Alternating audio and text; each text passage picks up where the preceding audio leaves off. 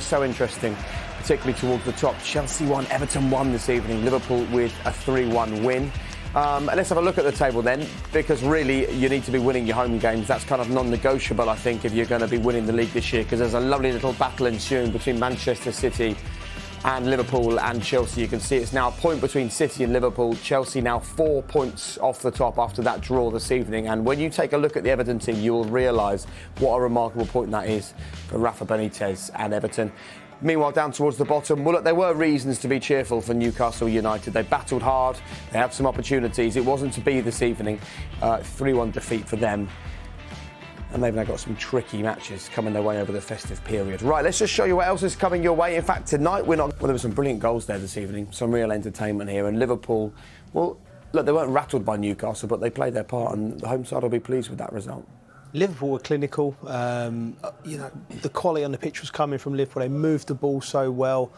It's really an outstanding team. It really is. And then we've got Manchester City and Liverpool now have just broken away slightly. So Jurgen would have they wasn't at full tilt tonight, and Newcastle would have a lot of credit. We talked before the game about the fact that they needed to come out of this with something to hold on to, something where they can be proud of. And I thought Newcastle at times acquitted themselves fantastically well when you consider the result against Leicester the other day. So Eddie Howe will have something to get on the coach with, and then boys, they've got a tricky few ties coming up, but they've got something to hold on to as well. Yeah, he'll be looking for positives, Eddie Howe, and he should find them actually, shouldn't he?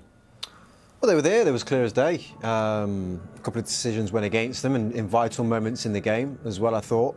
They are, I would have thought that there was some home truths said after that Leicester game, because it was a poor performance, and I thought I saw some stuff today in that game that made me kind of go, you know what, maybe, who knows, because they're showing some fight, they're showing some spirit, they're showing some character, they're showing actually going forward, they can cause some problems.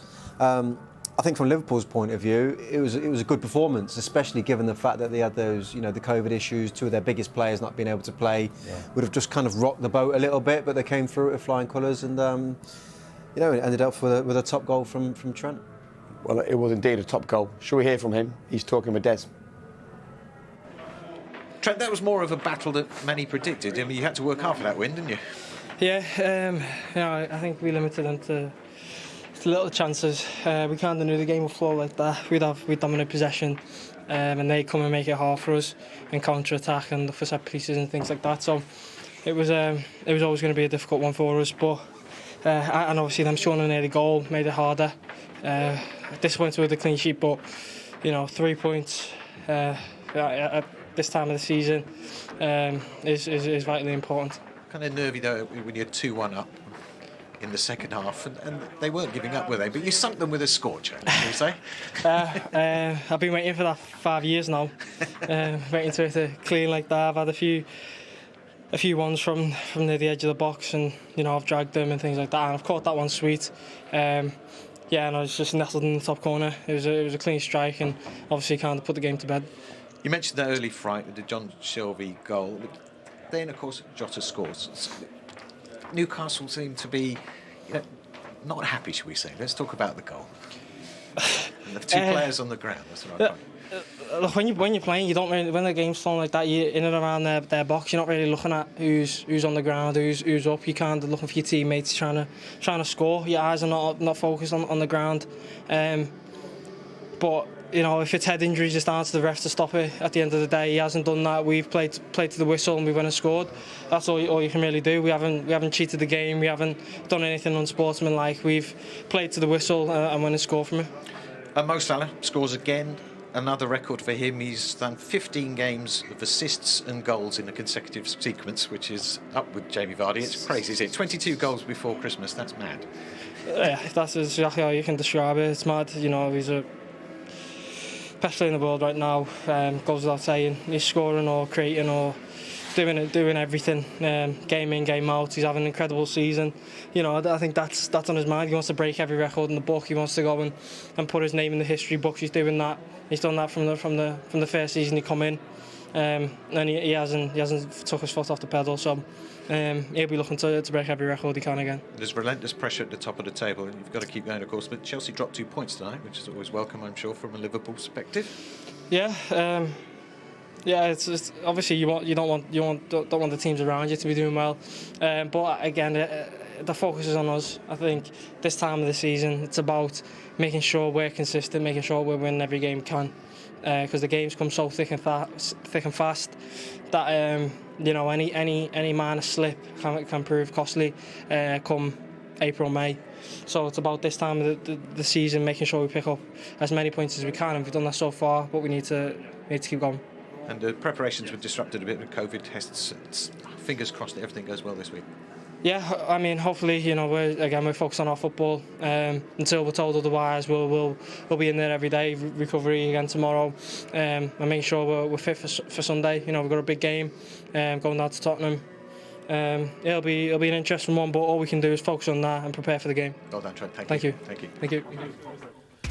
Well, what a goal it was. A brilliant overlapping run as well by Mike Dean. Pulled away the defender, obstructed the goalkeeper, ball in the back of the net. I jest, of course. Brilliant goal. Perfect night for them. 3 points, 3 goals. Liverpool. I tell you what, it's been a good midweek for Manchester City and Liverpool as well. Chelsea dropping points this evening. I think Trent did himself a disservice in that post-match interview, saying I've waited 5 years to hit a ball that well. We see him regularly hit balls well, but tonight was pretty special. Tonight was a special goal from a special player, and we do see it regularly. But to pick the ball up at this distance, just out of his feet, and that is as clean as you like. If you just look at Mike Dean in this situation here, I don't know the rulings between that, but he's certainly affected the goalkeeper's vision. But in saying that, it's as clean as you could hit a football. It was crisp. It just top bins, top strike. From why has he made that run? The referee. What do you think? I think he thinks he's going to the other corner. So he's trying to get out of the way. Yeah, I think usually, you'd see Trent open up and whip one. And I think he thinks he's going for that corner, so I'm going to go the other way. But it's so pure. And Trent's a guy, he works in the details. I know you say you've seen it all the time, but his level of consistency, is just so high that, we've seen him score spectacular goals, but he, like he said in his interview, he's tried to really strike a few that he's pulled, and he's a bit like, even if it hits the inside of the post or if it hits the bar, he's looking for perfection. That was perfection. It was as pure as it gets as a strike. The Mike Dean situation just is what it is. He got in the way, but no keeper stopping that. Yeah, it was a brilliant goal, wasn't it? And it was also the goal that really ended things for Newcastle. Plenty of spirit up until that point. Let's hear from the Newcastle boss. Eddie Howe is with Des. Des, the floor's yours. Eddie, that was a valiant attempt. You stayed in the game. Defeat must hurt, but there's a lot to be pleased with as well. Yeah, I was really pleased with the lads' effort and commitment to the game today. I think I'm really disappointed by the first goal. Liverpool's first goal. Need to see it again, but it was clear to me that I think it was Isaac went down holding his head immediately. Yeah. And in my opinion, the game should have been stopped. 2 players down. Yeah, 2 players down in the middle of our 6-yard box, and I think it's had a huge bearing on the game because we had the lead. That was obviously our game plan was going to be one. We're going to have long spells without the ball. We knew we were going to need to be really diligent in our defending, and scoring the goal almost suited the way that we had set up to play. But as soon as you concede and then the crowd are in the game and it feels unjust, I think it was doubly hard on our players. Did that happen so quickly that there wasn't time to react, or was the referee unsure it was a head injury, just a collision? I think he said to me that he felt Isaac had held his back. For me, Isaac immediately held his head. He was dazed for 4 or 5 minutes after the game. I think it's a dangerous moment where we have to think of the player's safety. But not only that, we're severely in a really difficult position with 2 players down in our box. And I don't think you want to see games decided when you have players out of the game. It was a big call not to start with Callum Wilson, but the early goal, the game plan clearly was working then. Yeah, it was a case of just trying to look after Callum and protect him. We know how important he is for us. We've got a very busy schedule of games, a lot of tight fixtures crammed in, and it was a case of obviously understanding his history and knowing him that we felt this was a wise game just for him to miss out. But Alan did really well on his own up front and caused them problems, as we thought he would do, with his dribbling ability and his pace. We had a really good chance, I think, to make it 2-0. I think, if I'm right, the scoreline was 1-0 to us at that moment. He went long spells without the ball, but did a diligent job, as did the team, and I was really pleased with the players today. And you were still in the game in the second half until the Trent strike. Yeah, and there's not a lot you can do about that. But Liverpool were going to have potential for long shots, but you've got one of the best strikers of a ball in world football, and he's hit it brilliantly. There's nothing we could do at that moment. Disappointing because second half I felt our shape was better. I thought we were a little bit more aggressive, got it further up the pitch, but we just didn't have the quality needed to break Liverpool down. Manchester City next on the schedule, but a couple of concerns. Jamal Lewis and St-Maximin injured, look like they're injured. Yeah, I don't know what the situation is with Alain. I need to speak with him. I wasn't sure whether there was a knock or a tightness in the muscle with Jamal. It looks like a hamstring strain, so that looks like he'll be out. Thank you, Eddie. Thank you. Cheers. OK, well, let's go straight to it then, because he didn't seem particularly happy, and I suppose that would be the case if you're the Newcastle boss, with the Jota goal, making the point that it looked immediately like it was a clash of heads and the referee should have stopped the game. Did he say the ref said it looked like he held his back? I mean, it didn't look like it, did it? I don't know what Mike Dean's on about in terms of him holding his... saying he thought he held his back. There is a clash there, quite clearly. But, I think from a Liverpool point of view, they've done nothing wrong. As a player, you play to the whistle. Oh, this is on the ref, not on Liverpool, isn't it? Yeah, I mean, Mike Dean's had a mare today. Let's get that right. I think on a few occasions he's got it wrong. But in that situation, you have to stop the game because it's clear they've gone up. Mike Dean, no matter what he says, he can't see. There's 3 players gone up for the ball. One of them might have got caught, and you have to play as safety. Listen, I know players could take advantage of it in situations like that, but in that situation, the ball in the box, fully competed. Look, you just blow up and then start again. But and for him to say he's hurt, he's held his back. You can't see. Hayden goes for his head, and then he's on the floor, and he doesn't get back up. You'd have thought Mike Dean would see that instantly and go, issue, whistle, stop the game. But from a player's point of view, you just got to keep playing until it's all on the referee's decision. That's what you're told at the start of the season. Let's bring Peter Walton in. Peter, there's a tweet from Chris Sutton this evening who says that Jota's goal should not have stood. Referee should stop the game if it looks like a player has suffered a head injury. Mike Dean should have stopped the game immediately. It sums up football's attitude to brain injuries, and Chris is quite rightly very vocal on the issue.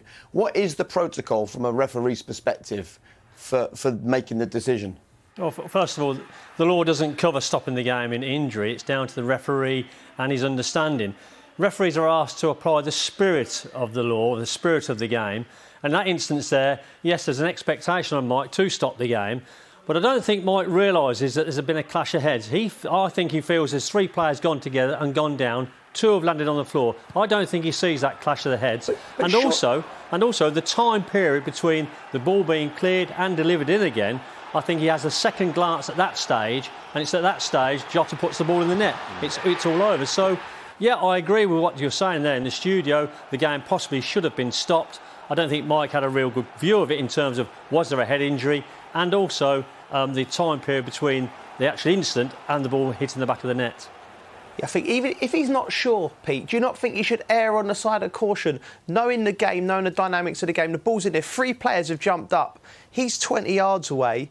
He can't be sure that there's not... You know what it's like when you play football. It could just be a brush of an elbow that could split someone's head open or something.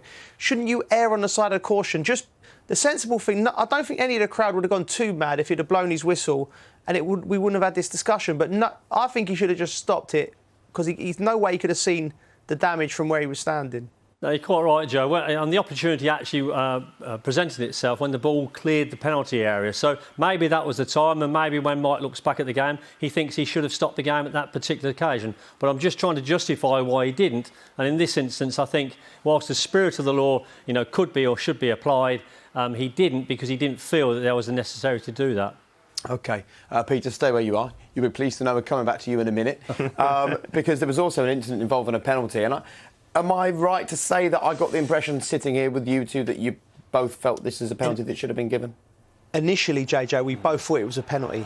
And then we've had the benefit of how many replays. And then you found something... No, I just think, given what's happened over the last couple of weeks, there's been some really soft penalties, I would say, that have been given. And if you're Eddie Howe or Newcastle fan watching this, you want a pen. Now, from that view there, I think you can see that Trent has got a touch on the ball.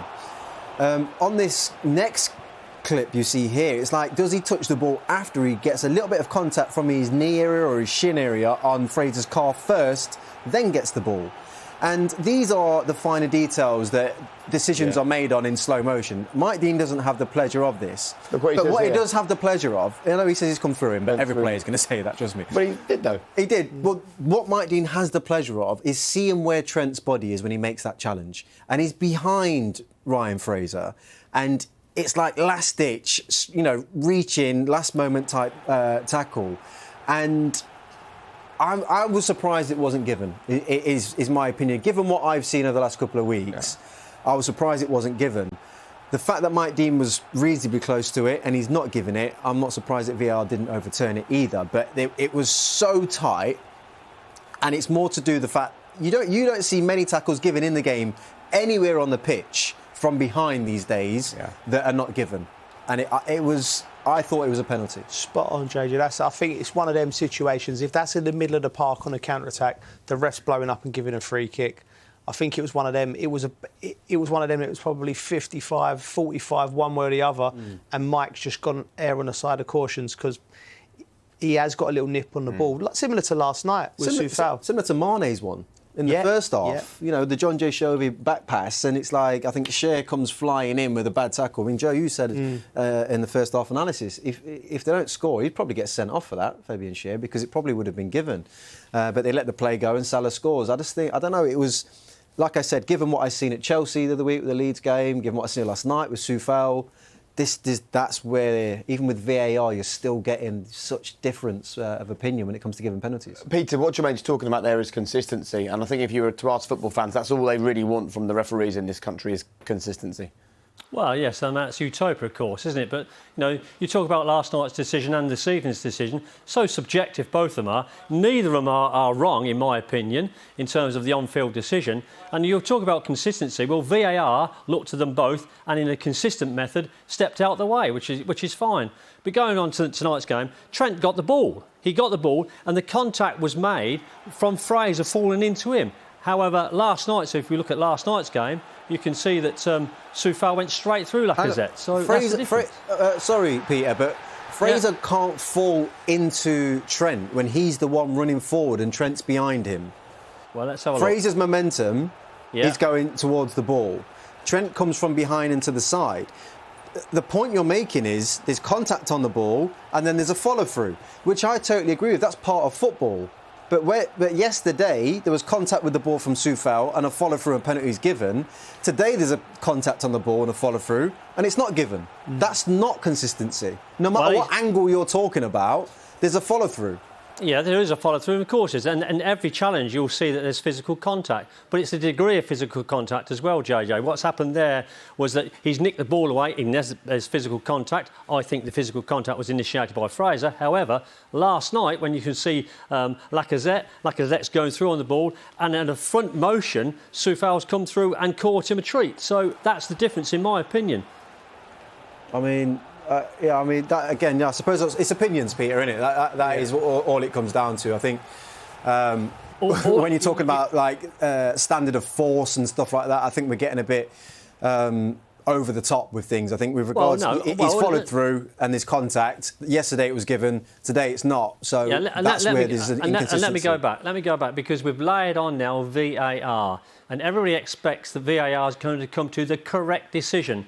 VAR is there to highlight the appalling decisions that we've seen throughout history. And that's what it's there for. It's not there to get every decision correct. And sometimes we'll be left with a subjective viewpoint that we have done this evening and last night. So it's back on Mike Dean then?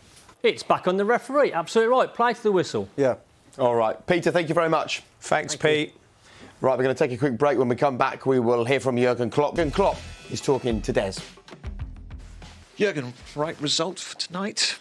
Yeah, I would say so. So, pretty much we used, actually, for the preparation of this game, we used more Bournemouth than Newcastle, to be honest, for the analyze, because I think last time when Eddie was here with Bournemouth, we won 2-1 there, where we won 1-0 down early in the game, had to chase the game, played a 4-5-1. So we expected similar things. And they made life hard for us, to be honest, but that's obviously the job to do. And with being 1-0 down, we changed a little bit the mood in the game there, get more confident. We rush it in moments. So it was now not that we had like 15, 16 clear-cut chances, but we scored really good goals. And so I'm really pleased in that period of the year, in that moment of the year where you have to get through these games. I'm really pleased. And it took a Trent rocket to calm it all down. I told him after the game was the best long ball he played today. So because it was absolutely what a stunner, unbelievable, what a great goal. Yeah, the boy has his shooting technique is absolutely different, a completely different level. But that's the main thing in games like this: staying positive, staying offensive-minded in moments like this. Just take the chance, take a chance, and that's what he did in that moment. And obviously, the outcome with a little. Thank God, Mike Dean is good on his leg, so he could get in a safe place. Yeah. So great goal. The Jota goal. Newcastle are very unhappy, 2 players on the ground as the ball went in. What's your view on this? I didn't see it back. I heard it now plenty of times because I was now just in a room where I saw Eddie's interview and saw that he is obviously not happy about that situation. I didn't see it back. The situation is both got up later. I don't say it was in this situation like it, but really quite frequently players go down when they're in the box when they lose a challenge. So and I don't know if I didn't see it. If they knocked each head to each other, I don't know. The assistant on my side told me no. All good, the 2 players of them bouncing each other, but I didn't see it back. And he makes a good point there. The difficult thing for refs is that players will constantly look for an advantage, and that's what they've got to deal with. I love it when you hear little things like we watched the Bournemouth game to remind ourselves of how Eddie Howe's team's set up. And, like that Bournemouth game when they went a goal down early, it was quality that got the win for Liverpool on that occasion, and it was the same again tonight, wasn't it? Well, Liverpool were, by far the better team today. There's no doubt about that. And they've got some real quality players in their team, and they, at times today, went into third gear and cruised a little bit, and were sometimes a bit sloppy. But more often than not, they were probing, they were asking the questions. Salah in the first half was absolutely electric. The amount of times we kept seeing the ball go down this right hand side, and the problems that he caused. This is just when they're at their best. They're so clinical in these moments. Any mistake that you make at any given moment, they'll cut you open. And I think these games can catch you out in certain times of the season, especially in December when the games are coming thick and fast. You still got to be on it, and Liverpool were exactly that tonight. Look at that, involved in a goal for 15 successive games. If he gets one in the next one, he breaks Jamie's record. Yeah, he's outstanding, isn't he? We got a great view of him. And Newcastle clearly had a plan. You had Fraser backing up Lewis, and then Joe Linton was coming out. So at times, there was 3 players standing up on him, and he was still finding a way. Whether he dropped the shoulder, went by one of them, or whether he lent the ball and went. He's such an outstanding footballer. Very good. Well, elsewhere this evening, Rafa Benitez, former Liverpool boss, did them a nice favour at Stamford Bridge. Here's what happened in that one. Can anybody out there